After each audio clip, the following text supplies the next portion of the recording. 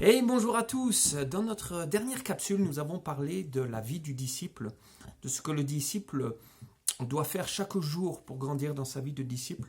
Et dans cette nouvelle capsule, je voudrais continuer un petit peu sur la vie du disciple et je voudrais vous parler de trois choses dans lesquelles le disciple est appelé à faire, les trois choses que le disciple est appelé à vivre dans sa vie de tous les jours, dans sa vie de chaque jour, au contact des personnes, dans son église, dans la société dans laquelle il est, dans toutes ces choses dans lesquelles Dieu nous appelle à être pour vraiment faire la différence. Parce qu'en tant que disciples, nous sommes appelés à vraiment faire la différence, à être différents de ce monde, à être différents de ce que ce monde veut nous donner.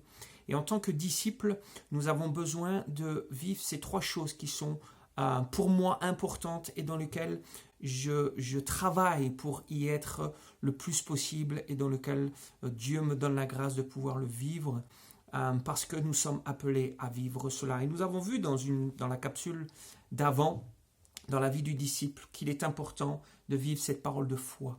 La parole de Dieu est une parole de foi qui s'élève dans nos cœurs. Et lorsque la parole de Dieu s'élève dans nos cœurs, alors il y a quelque chose qui se produit en nous. Le royaume de Dieu est manifesté dans nos vies. Nous grandissons dans notre vie de disciples. Nous grandissons dans notre vie avec Dieu. Nous devenons plus responsables dans les choses que Dieu nous donne. Et nous faisons une différence dans ce monde parce que, en tant que disciples, nous amenons aussi l'espoir, nous amenons le royaume de Dieu, nous amenons la solution au problème du péché dans ce monde. Mais pour cela, nous devons être des disciples. La parole de Dieu nous dit que c'est à l'amour que vous avez les uns pour les autres que nous reconnaîtrons que vous êtes mes disciples, dit la parole de Dieu. Et c'est Jésus qui nous a enseigné ces choses. Et je voudrais voir 3 points avec vous cet après-midi, dans lesquels nous devons marcher, dans lesquels nous devons être des exemples. Et pour être un exemple, nous devons suivre l'exemple. Et le meilleur exemple que nous pouvons suivre aujourd'hui, c'est Jésus, qui est pour nous un modèle, qui est pour nous un exemple, qui est pour nous vraiment cette personne qui nous a laissé le témoignage de la vie du disciple et d'être véritablement un disciple. La première chose dans laquelle un disciple doit marcher, c'est de donner. Il est important. Cela fait partie de la nature de Dieu. Jean 3,16, car Dieu a tant aimé le monde qu'il a donné son Fils, afin que quiconque croit en lui ne périsse point, mais qu'il ait la vie éternelle. La Bible nous dit qu'il est plus heureux de donner que de recevoir. Souvent, le monde, c'est pas souvent, mais le monde veut toujours recevoir, mais pratiquement jamais donner. Et le principe du royaume de Dieu, pour être véritablement un disciple selon le cœur de Jésus, c'est de donner. Nous avons reçu l'évangile, nous avons reçu le pardon, nous avons reçu la grâce, nous avons reçu le salut, nous avons reçu tout ce dont nous avons besoin. Et il est important que ce que nous avons reçu, nous devons aussi le donner. Nous devons l'apporter parce que cela fait partie du plan de Dieu dans nos vies. Donner nous décentre de nous-mêmes. Nous sommes tellement centrés sur nous-mêmes. L'homme est tellement centré sur lui. L'homme est tellement centré sur sa personne. Donner nous décentralise de nous-mêmes. Et il est important, j'insiste qu'il est important, de ne pas donner dans le but de recevoir. Nous donnons tout simplement parce que nous avons reçu et nous devons donner. Et donner va nous décentraliser de nous-mêmes, va décentraliser sur nos propres objectifs, nos propres ambitions, nos propres rêves. Et lorsque nous sommes de cette attitude, alors nous rentrons dans les rêves de Dieu, alors nous rentrons dans les motivations que Dieu nous donne. Et ces motivations, ces rêves, tout ce que Dieu nous donne est pur, sanctifié et saint. Donner amène de la joie. Il est plus heureux de donner que de recevoir, nous dit la parole de Dieu. Il y a une vraie joie lorsque nous donnons, parce que nous ne le faisons pas pour nous-mêmes, nous ne le faisons pas basé sur nos mérites, mais nous le faisons parce que la parole de Dieu nous l'enseigne, nous l'encourage, parce que la parole de Dieu nous a donné la grâce de pouvoir nous-mêmes donner et de vivre dans le don. Le don de soi. La parole de Dieu dit d'être dans le don de soi. Le don de soi, c'est de se donner soi-même. Et lorsque nous sommes dans cette attitude de se donner soi-même, alors nous ne cherchons plus à donner pour recevoir, mais nous donnons tout simplement. Donner de tout son cœur, c'est bénir les autres. Bien souvent, nous donnons juste en partie. On voit Ananias et Saphira dans les actes où ils avaient la totalité de la somme du champ qu'ils avaient vendu, mais ils ont donné juste une partie. Et avec Dieu, nous ne devons pas juste donner une partie de nous-mêmes, nous devons nous donner à 100%. Et c'est cela aussi qui va refléter le témoignage de Christ et de Jésus dans nos vies.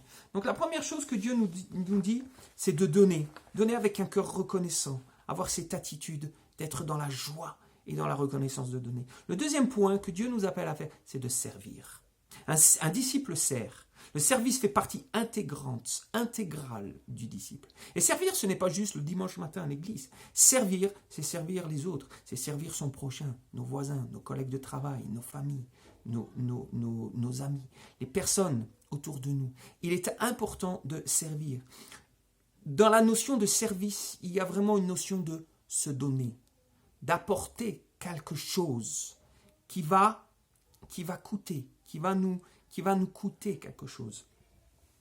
Servir avec un cœur de serviteur, ce n'est pas servir avec un cœur centré sur soi-même.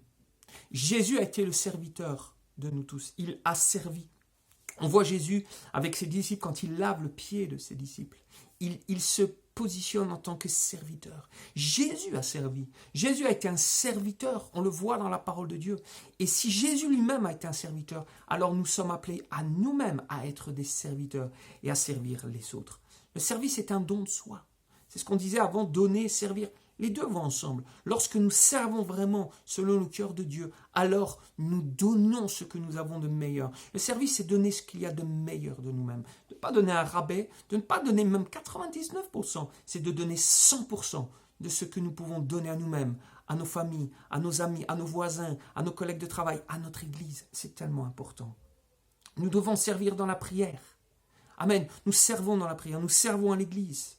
Nous servons là où notre main peut servir. La Bible dit, fais ce que ta main trouve à faire. Il est important de servir, de ne pas chercher à servir pour élever notre ministère ou pour élever la personne que nous sommes, pour avoir de la reconnaissance.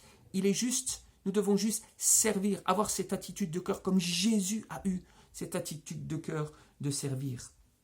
Le service demande de notre part un engagement de cœur envers Dieu qui fait que le zèle du Seigneur vient en nous. Amen. C'est un serviteur, avoir ce don de service, c'est avoir ce zèle de Dieu en nous. Mais pour cela, nous devons avoir un engagement de cœur. Et le service, ainsi que de donner, est une décision que nous devons prendre chaque jour. Et la troisième chose que Dieu nous appelle à faire en tant que serviteur, en tant que disciple, c'est de bénir. Bénir, ça veut dire quoi? Accorder la faveur de Dieu à quelqu'un. Tellement important. Bénissons. Et souvent, nous bénissons les gens que nous aimons. Mais la Bible dit, bénissez ceux qui vous maudissent. Bénissez ceux qui vous font du mal. Nous devons avoir cette attitude de bénir, de libérer la faveur de Dieu sur toutes les personnes qui sont autour de nous. Comment? En priant pour eux, en disant du bien d'eux, en ayant un regard positif sur eux, en ayant des paroles d'amour, en ayant des paroles de douceur envers eux. C'est tellement important. C'est comme cela que Dieu nous appelle. Bénir les autres, c'est aussi adorer Dieu pour sa bonté, lui rendre grâce et le louer. Amen. La bénédiction, elle est là aussi. La bénédiction, elle est dans cette attitude d'adorer Dieu. Si j'adore Dieu, si j'ai cette attitude d'adorer Dieu pour sa bonté, pour qui il est, si je viens chercher auprès de lui cette vérité-là, alors mon cœur va pouvoir être dans cette bénédiction et de vraiment bénir les autres. Psaume 103, verset 1. Mon âme bénit l'Éternel, que tout ce qui est en moi bénisse son saint nom. Mon âme bénit l'Éternel. Amen. Si j'ai cette attitude de bénir l'Éternel avec mon âme, alors je bénirai les gens qui sont autour de ma vie. Et c'est tellement important. Donc ces trois choses sont importantes dans lesquelles le disciple doit marcher, de donner, de servir et de bénir. Je vais prier. Seigneur, merci encore pour ta parole, Seigneur. Ta parole, c'est la vie. Ta parole, c'est tout ce dont nous avons besoin, Seigneur. Et ta parole nous encourage à donner.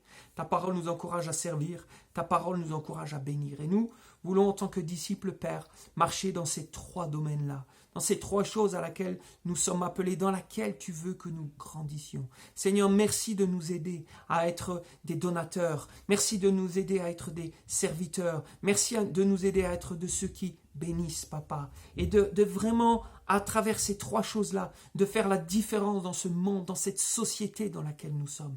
Père, merci encore de nous donner la grâce, de pouvoir, papa, nous attacher à ta parole, de pouvoir nous attacher à toi, et de pouvoir ensemble, Seigneur, amener à travers ces témoignages de vie de disciples, d'amener le royaume de Dieu, d'amener le témoignage de Christ, d'amener l'amour de Jésus pour tous ceux qui ne te connaissent pas, Père, dans le nom puissant de Jésus. Amen. Et je vous encourage vraiment à grandir dans cette vie de disciple. C'est la vie à laquelle Dieu nous a appelés. Et c'est vrai que d'être disciple nous appelle à être dans une discipline. Mais c'est aussi un choix de chaque jour. C'est un choix de chaque matin, lorsque je me lève, de décider d'être le disciple de Jésus à laquelle lui seul m'a appelé. Que le Seigneur vous bénisse.